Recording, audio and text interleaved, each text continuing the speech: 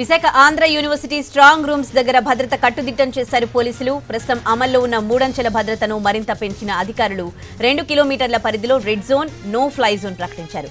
Strong rooms చుట్టుపక్కల 24/7 రక్షణ వలయాన్ని ఏర్పాటు చేశారు. ఈవీఎంలకు రక్షణగా 300 మందికి పైగా సిటీ పోలీస్, పారామిలిటరీ సిబ్బంది విధులు నిర్వర్తిస్తున్నారు. దీనికి సంబంధించి మరిన్ని వివరాలు మా ప్రతినిధి రవిచంద్ర అందిస్తారు.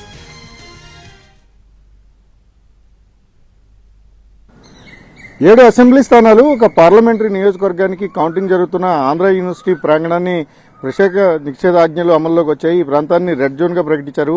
ఇక్కడ నుంచి 2 కిలోమీటర్ల పరిధిలో ఎటువంటి డ్రోన్లు గానీ బెలూన్లు గానీ ఎగురవేయడం పైన నిషేధం ఉంది. నిషేధ ఆజ్ఞలను ఉల్లంఘించిన వారిపై కఠిన చర్యలు తీసుకుంటామని సిటీ పోలీసులు ఇప్పటికే హెచ్చరికలు జారీ చేశారు. మొత్తం స్ట్రాంగ్ రూమ్స్ అంతా కూడా కట్టుదిట్టమైన భద్రత మధ్య ఉన్నాయి. సీసీ కెమెరాల నియంత్రణ నిఘా మధ్య కొనసాగుతుండగా 300 మందికి పైగా స్థానిక పోలీసులు, పారామిలిటరీ బలగాలు నిరంతరం ఈ స్ట్రాంగ్ రూమ్లను పర్యవేక్షిస్తున్నాయి. వాటి భద్రత మీద ప్రత్యేకమైన దృష్టిని సారించాయి. ఇటీవల కాలంలో రాష్ట్రంలో ప్రత్యేక పరిస్థితులు ఉన్న దృష్ట్యా ఎన్నికల కమిషన్ మరికొన్ని సూచనలు చేసింది. ఇటీవలే ఈ ఆంధ్ర యూనివర్సిటీ స్ట్రాంగ్ రూమ్స్ ను పరిశీలించిన ఎన్నికల ప్రధాన అధికారి ముఖేష్ కుమార్ మీనా కొన్ని ప్రత్యేకమైన సూచనలను పోలీసులకు చేశారు. దీని ప్రకారం ప్రస్తుతం 3 అంచెల భద్రతా వ్యవస్థ స్ట్రాంగ్ రూముల దగ్గర కొనసాగిస్తున్నాం. దాన్ని మరింత విస్తృతం చేయాలని ఆదేశాలు జారీ అయ్యాయి. ఈ నేపథ్యంలోనే 4th లేయర్ ను కూడా ఏర్పాటు చేసి మొత్తం ఎక్కడైతే స్ట్రాంగ్ రూమ్స్ ఉంటాయో స్ట్రాంగ్ రూమ్స్ ఉన్న చుట్టుపక్కలంతా కూడా ప్రత్యేక పోలీసు బలగాలు గస్తీ తిరుగుతున్నాయి. ఒక్కొక్క టీంలోనూ 9 నుంచి 10 మంది వరకు బలగాలు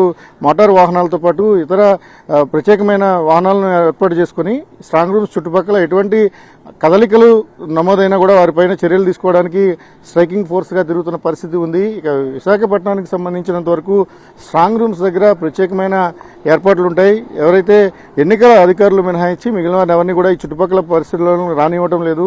ప్రత్యేకించి ఎన్నికలకు సంబంధించిన అధికారులు కానీ లేకపోతే దాంతో రిలేట్ అయిన సంబంధం ఉన్న సిబ్బంది మాత్రమే ఈ స్ట్రాంగ్ రూమ్లో ఉన్న పరిసరాల్లోకి రాణిస్తున్నారు. మిగిలిన వారందరినీ కూడా దూరంగా ఆపివేస్తున్న పరిస్థితి ఉంది.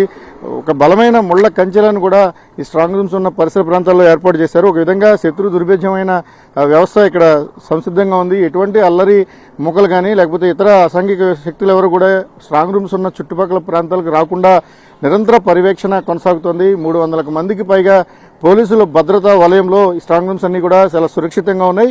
ఓవరాల్ గా ఎన్నికల ప్రక్రియ పూర్తయ్యే వరకు కూడా ఈ నిషేధాజ్ఞలు కొనసాగే అవకాశం ఉంది.